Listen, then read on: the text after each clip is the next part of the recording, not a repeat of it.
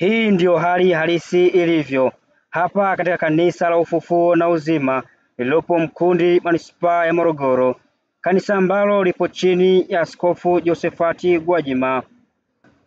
Maelfu ya waumini wa kanisa hili wamekuwa wakisanyika hapa kufanya ibada katika kanisa hilo, lakini hali imekuwa tofauti.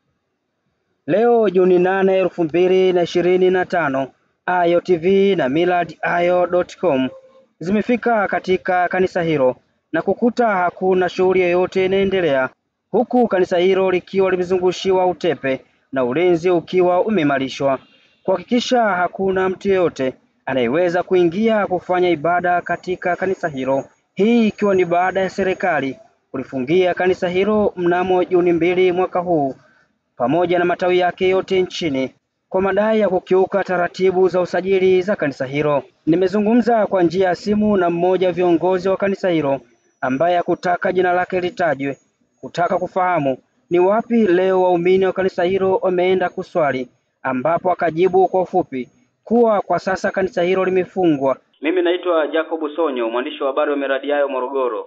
Waumini wale kwa sasa wanasali wapi waumini wenu? Sasa kwa leo kanisa limefungwa. Kama unataka kuombewa utakuja, kanisa likifunguliwa.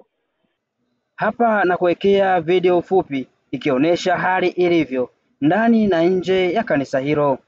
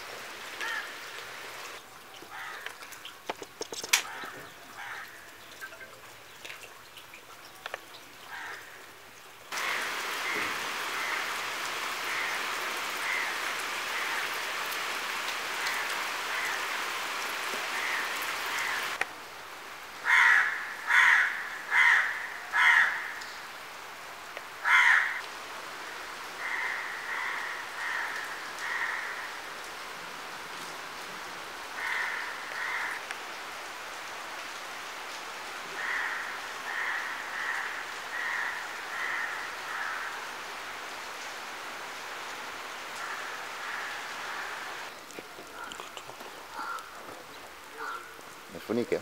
Kutoka hapa mkoani Morogoro, hizi ni ripoti za Ayo TV na millardayo.com. Mimi ni Jacob Sonyo.